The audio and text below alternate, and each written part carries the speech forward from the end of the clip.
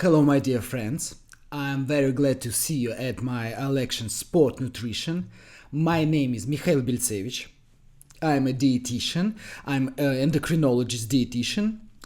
Talking about me for a few sentences, I graduated first medical academy in Moscow.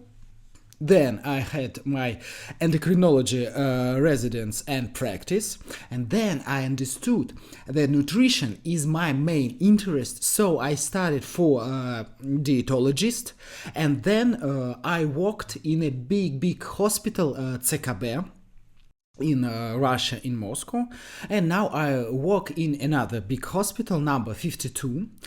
I'm treating a lot of different things, and I treat obesity, malnutrition, dysphagia, vitamin deficiency. I treat people with cancer, with cachexia who can't eat, and I have my own online health coaching business, and I help sportsmen to do their best. Thank Sergey. Thank you, Violetta, for having me here. I also worked with them too, and that's why they asked me to have a little conversation with you about nutrition. So, why nutrition is important? Achieving peak physical condition and optimizing athletic performance significantly depend on the role of food. Optimal nutrition is a big instrument in supporting physical activity, enhancing sports performance, and facilitating post-exercise recovery. Professional athletes are expected to comprehensively meet their nutritional requirements by consuming food in appropriate for them quantity and quality. Nutrition is concerned one of the foundation of athletic performance, and post-workout and between competitions, nutritional recommendations are fundamental to the effectiveness of recovery and adaptive process. Therefore, an effective recovery strategy between competition can maximize adaptive responses to various mechanisms of fatigue, improving muscle function, and increasing exercise tolerance. An effective intervention to restore the physical fitness of an athlete by monitoring the regimen and diet, timely admission, and the specified quality and quantity of food components is considered fundamental. Sports nutrition refers to the nutrients found in food that enhance physical capabilities. These nutrients form the foundation for meeting the metabolic requirements of athletes or bodybuilders engaged in regular physical exercise, contributing to the preservation of physical health and athletic performance. Currently, new directions in dietetics are being formed, focusing on the creation of personalized diets. This includes genetic studies that are likely to determine people's predisposition to a particular type of food and the degree of risk of food-related diseases. Studies on the diversity of the human microbiota, the characteristics of digestion and the state of intestinal barrier, and studies of individual responses of the immune system to food, antigens that cause changes in food tolerance, and recreatively of the adaptive of immune system response. Before I start, if you are allergic to something that I will say, don't eat it. Don't eat it. If you think you have allergy to some product, go to a doctor, and according to the results of food intolerance test, consider a specific diet without these products. And I want to tell you that there is no one size fits all. There is no perfect routine, no perfect diet, sleep, movement, rhythm that suits absolutely everyone. That's why what's good for one person is terrible for another person. Everyone is different. From this material, take what suits you and don't take anything that can hurt you. First of all, there is energy balance. A calorie is a unit of measurement that shows how much energy is contained in the food. The body needs this energy to breathe, to move, to think, and perform all other functions. This is why calories are important. They literally give you energy to live. The caloric value of food depends on the amount of protein, fat, carbohydrates, and other nutrients that it contains. Each of these macronutrients has its own caloric value. 1 gram of carbohydrate is 4 kilocalorie. 1 gram of protein is 4 kilocalorie. 1 gram of fat is 9 kilocalorie. In sport, maintaining peak performance relies heavily on their precise nutritional practices and optimal energy intake. This is crucial not only for effective recovery and fatigue prevention, but also to reduce the risk of injury and illnesses. When there's an imbalance, you eat more than your body needs, result is obesity. Or you eat less, resulting in loss of muscle mass and low energy availability. Athletes may face negative consequences across various psychological systems, including endocrine, cardiovascular, immune, metabolic system, reproductive system, and gastrointestinal system.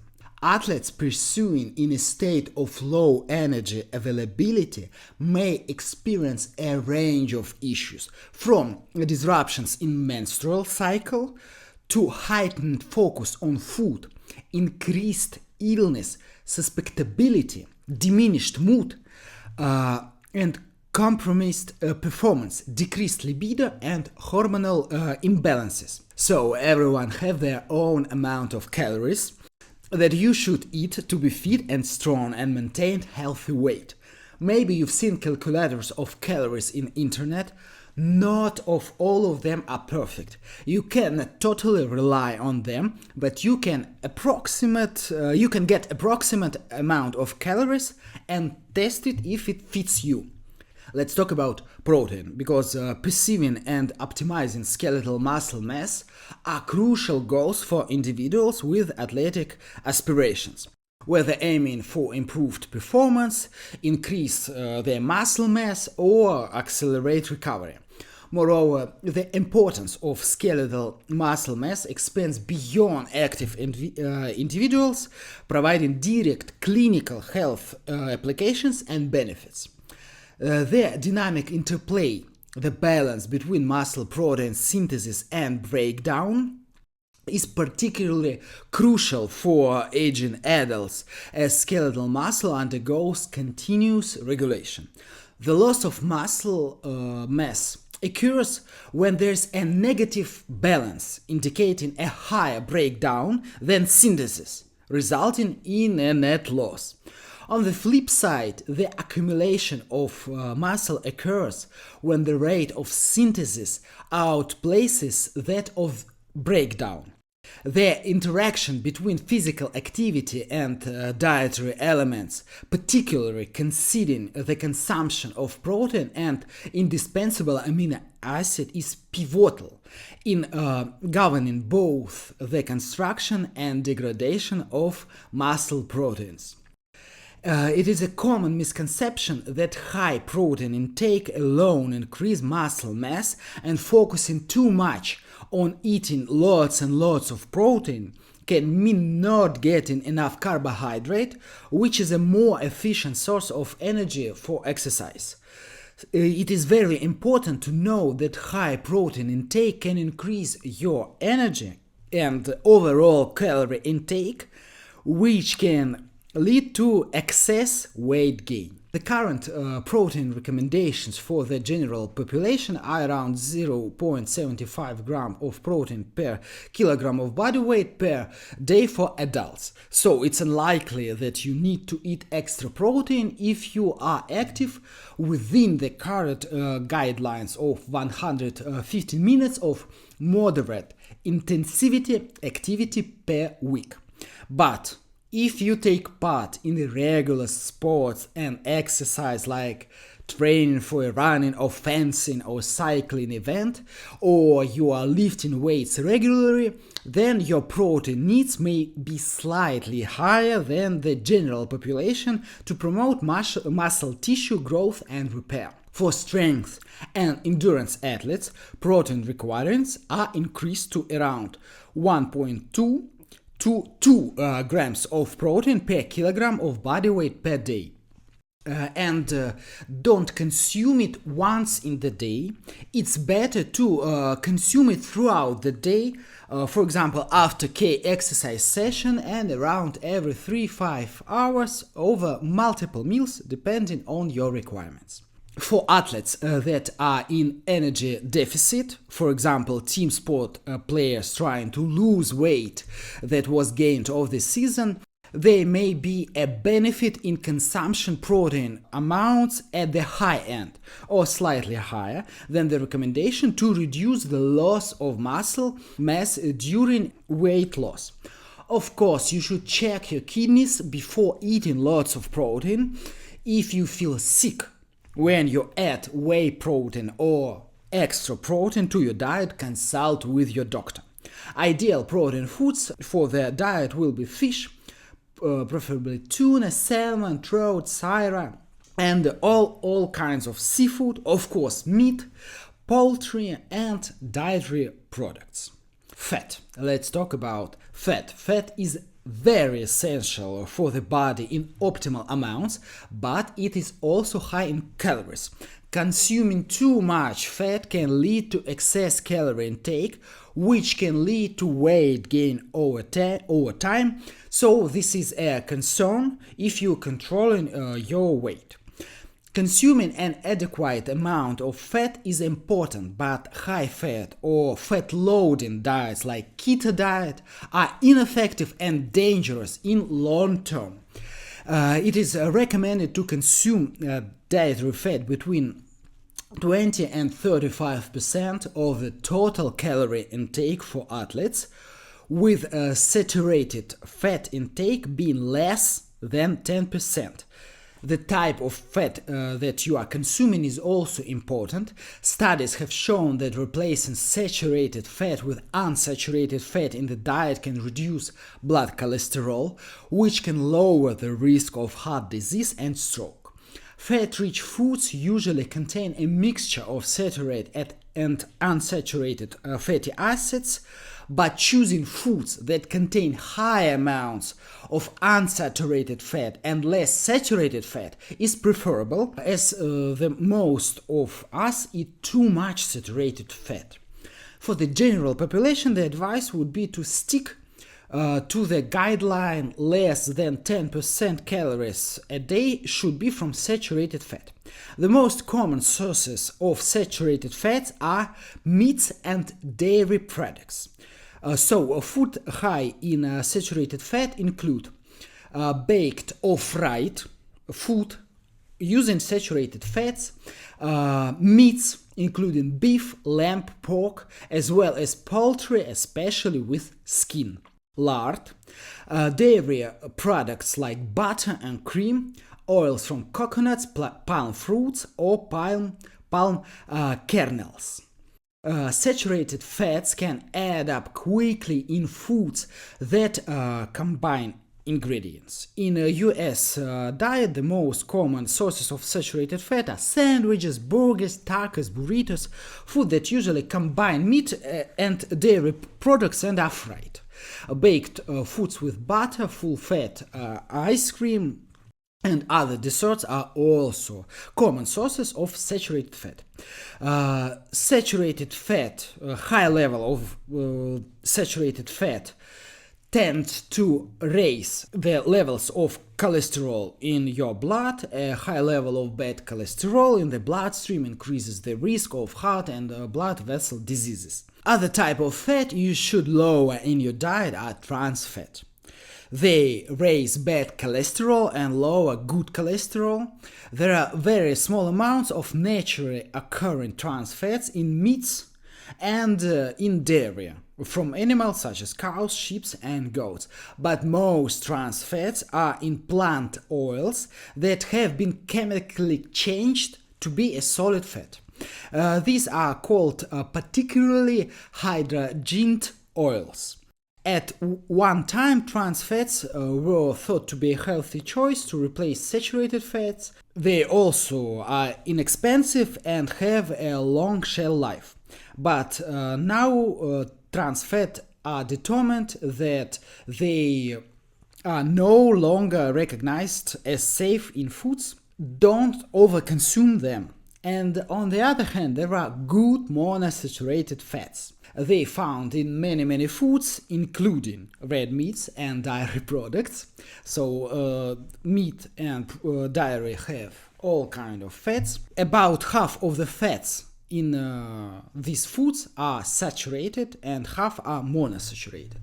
And many plants and plants oil are high in monosaturated fats but low in saturated fats. This includes avocados, pumpkin seeds, sesame seeds, almond, cashews, peanuts, pecans, and other nuts. Monosaturated fats from plants, if consumed in right amount, may lower bad cholesterol and raise good cholesterol. They also may improve the control of blood sugar levels. Replacing saturated fats with monounsaturated fats in the diet may lower the level of bad cholesterol and triglycerides in the blood. Eating plant foods high in monounsaturated fats, particularly extra virgin olive oil and tree nuts, may benefit heart health and blood sugar regulation. And don't forget to eat your omega-3 from food. Fish such as salmon and tuna, sardines, oils, soybeans, walnuts, flax seeds, soybeans, chia seeds, flax seeds. Diets high in omega-3 fatty acids may have health benefits, including lowering levels of triglycerides in blood and lowering the risk of heart and blood vessel diseases.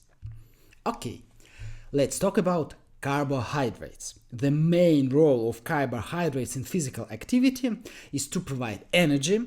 For athletes, if their diet does not contain enough carbohydrate, it's likely that their performance and recovery will be impaired, as carbohydrate is the key fuel for the brain and for muscles during exercise. Among macronutrients, carbohydrates play a particularly crucial role in athletic performance since they can be metabolized aerobically and anaerobically. Muscle glycogen and blood glucose are key energy sources for active muscles. Achieving optimal carbohydrate intake aids recovery and optimizes glycogen stores for subsequent training sessions. The body can store carbohydrates in muscles and liver, as glycogen, and use these stores as a source of fuel for physical activity. These glycogen stores are limited, so for those training at a high level, it is very important to be fully fueled at the start of any exercise. Glycogen is the main source of energy at the start of exercise and during short bursts of exercise. If you are going high intensity training for long periods and your glycogen stores are not sufficient, you may feel tired, lack of energy, and not be able to perform at your best. So a regular intake of carbohydrate-rich food can be important. In this case, to keep your stores topped up. The correct food choices can help ensure the body has enough energy for activity as well as help aid recovery. Starchy foods are very important source of carbohydrates in your diet. Whole grain varieties also provide fiber and a range of vitamins and minerals, including B vitamins, iron, calcium, folate, buckwheat, oatmeal, bulgur, quinoa, wild rice, legumes, lentils, chicken peas, red beans, etc., etc. Sugars are also carbohydrates, and the amount of free sugars are those added to foods and drinks, fruit juices, honey, syrups, candles, sugar we consume should be limited. Not more than 10% of your all dietary calories. The amount of carbohydrate you need will depend on the frequency, type, duration, and intensity of physical activity you do. Competitive sports people and athletes will likely need more carbohydrates than an average gym user to match the intensity of their activity level. If you are active at around the current recommendations level, 150 minutes of moderate activity or 75 minutes of high intensity activity plus 2 sessions of muscle strengthening activities per week, then you can follow general healthy eating guidance to base meals on starchy carbohydrates, choosing whole grain and high fiber options where possible. For athletes and individuals who are recreationally active to a higher level, such as training for a marathon or some professional sportsmen, consuming additional carbohydrate may improve performance. It's a good idea to have some carbohydrate both before and after exercise to ensure you have enough carbohydrate at the start of training and replenish glycogen stores after exercise. In a longer duration, high intensity exercise, such as football match or a marathon, consuming some carbohydrate during exercise can also improve performance, for example, in the form of sport drink. The formula for calculating your daily intake of carbohydrates is as follows. So you can see it on this slide. If you have low intensity, moderate intensity, and endurance and extreme program, you can see the numbers of carbohydrates per kilogram of your body weight that you should consume. And of course, in carbohydrates, there is a fiber. The daily diet of an adult should at least contain 32 grams of fiber, but I don't see these numbers in a diet of an average adult that comes to my practice. Of course, it's a number that we should go to.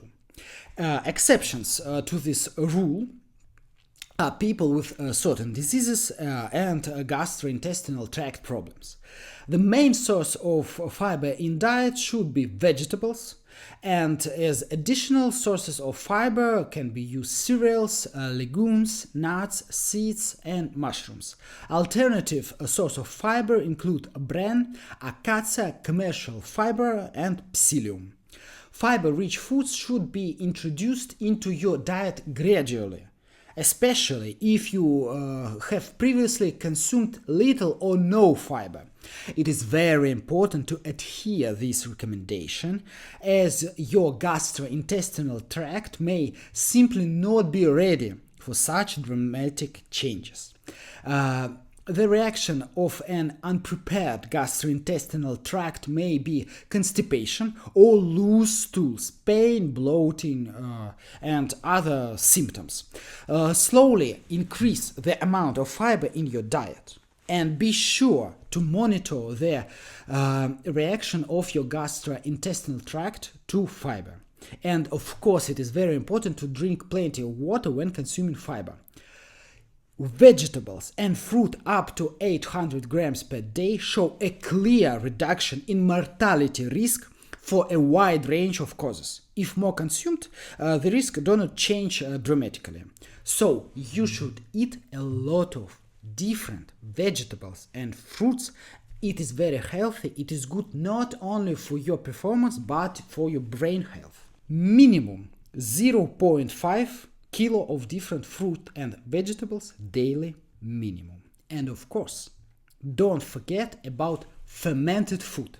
Naturally, fermented foods are getting a lot of attention from health experts these days because they may help strengthen your gut microbiome. There are 100 trillion or so bacteria and microorganisms that live in your digestive tract would be happy if you eat a lot of fermented foods. Researchers are beginning to link these tiny creatures in your digestive tract to all sorts of health conditions, from obesity to neurodegenerative diseases. So, fermented foods are preserved using an age-old process that not only boosts their food's shelf life and nutritional value, but can give your body a dose of healthy probiotics, which are live microorganisms crucial to healthy digestion. A study showed that fermented foods increased microbiota diversity and reduced inflammation markers. Microbiota target diet can change immune status, providing a promising avenue for decreasing inflammation in heavy adults. In addition, 4 types of immune cells showed less activation in fermented group foods. So it is very, very healthy, and it is good for your performance and for your brain and gut health. Try incorporating low sugar fermented foods in your diet. You can see them at the picture: yogurt, kimchi, kombucha, nata, kefir, and even drinking wine. If you tolerate some of these products, you can consume them every day, 1, 2, 3 portions. It would be very good for your health. And don't forget to drink enough water. How much water you should drink each day? It's a simple question with no easy answer. Your individual water needs depend on many factors, including your health, how active you are, and where do you live. For a man, you should consume about 3.7 liters of fluids a day for men, and about 2.7 liters of fluids a day for women. And this recommendation covers fluids not only from water, but from other beverages and food. Water is not the only options for staying hydrated, and you don't need to rely only on water to meet your fluid needs. What you eat also provides a significant portion of water. For example, if you eat fruits and vegetables, for example, watermelon or spinach, they are almost 100% water by their weight. Most healthy people can stay hydrated by drinking water and other fluids whether they feel thirsty. For some people, fewer than 8 glasses a day may be enough. For other people, might need more than 8 glasses of water. To warn of dehydration, drink fluids gradually throughout the day. And you might need to modify your total fluid intake based on several factors. First of all, exercise. If you do any activity that makes you sweat, you need to drink extra water to cover the fluid loss. It's important to drink before, during, and after workout if you tolerate it well.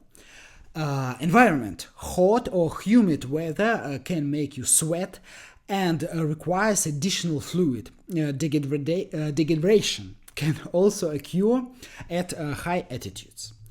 Overall health. Your body loses fluid when you have a fever, vomiting, or diarrhea, so drink more water or follow a doctor's recommendation to drink oral rehydration solutions if needed. Other conditions that might require increased fluid intake include bladder infections, urinary tract stones, so consult with your doctor and he will say to you, drink more water in this or this condition. And of course, pregnancy and breastfeeding. If you are pregnant or breastfeeding, you may need additional fluids to stay hydrated. In addition, beverages such as milk, juice, herbal teas are composed mostly of water, so they count. Even caffeinated drinks count, for example coffee. They can contribute to your daily water intake. But please, go easy on sugar sweetened drinks. Regular soda, energy or sport drinks, and other sweet drinks usually contain a lot of added sugar, which may provide more calories than you need. How do I know if I'm drinking enough?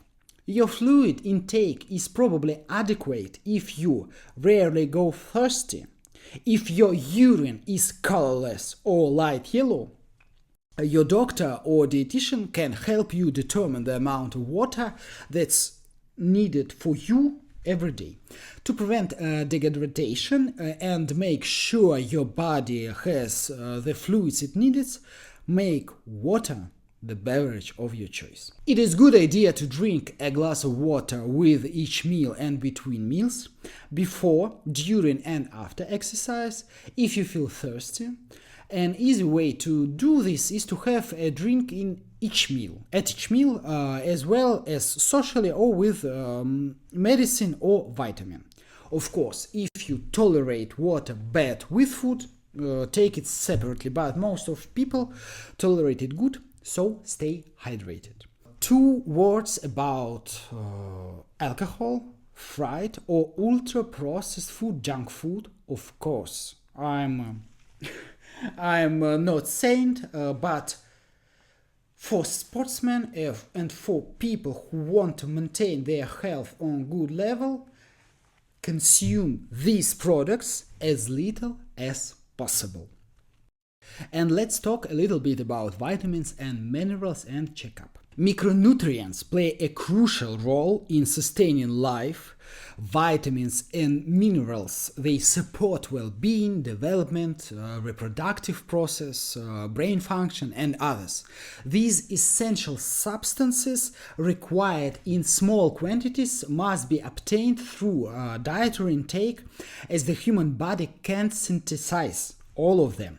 Minerals are categorized based on their solubility, with A, D, E, and K vitamins being fat soluble and B and C vitamins being water soluble. Minerals, on the other hand, are not organic compounds contributing to physiological operations. Research findings indicate that, similar to the impact of exercise intensity, duration, and character on macronutrient needs, these factors also influence athletes' micronutrient requirements. In sports with elevated energy demands, there's a likelihood of increased micronutrient needs. When athletes have heightened overall energy requirements due to their training regimen, this increase should reflect in both macro and micronutrient intake. Micronutrients are vitamins and minerals. Meeting these demands through a well-rounded diet aligned with recommended dietary reference intakes for vitamins and minerals is generally achievable. Substantial losses through sweat and urine or specific dietary preferences may lead to increased vitamin and mineral requirements, especially for athletes. Supplementation of vitamins and minerals may be beneficial for athletes who struggle to meet their micronutrient needs and who wants to know if they have any deficiencies. So you can be guided, and I recommend every athlete to be guided by a professional sport nutritionalist or other specialist who knows what to check up and what to give to particular athlete, because there's no one size fit at all, and you shouldn't consume just multivitamins. You should know if you have some deficiency. For example, when I work with people, I recommend regular checkups where minimally, apart from general blood work, blood chemistry, I look at vitamin D, zinc, copper, B12, folic acid, and other B vitamins. And for women, additionally, I take all their iron status: ferritin, iron, total iron binding capacity, transferrin iron saturated percentage. It's a bare minimum, and I see where are the deficits, and I give a special vitamin or mineral if I see that something is deficient. So if you think that you have any deficiency, or you see deficiency of any element in your blood work, compensate it under the doctor's supervision. And in the end, I would like to briefly answer some frequently asked questions. First, about how to lose weight. Unless you have some disease that prevents you from losing weight, which is quite rare. If you think that you have a disease that prevents you from losing weight, go to a doctor, check it. But most of the population don't have any type of disease that prevents from losing weight. The most important thing to lose your weight is to be in calorie deficit, but not too much. Otherwise you will break down.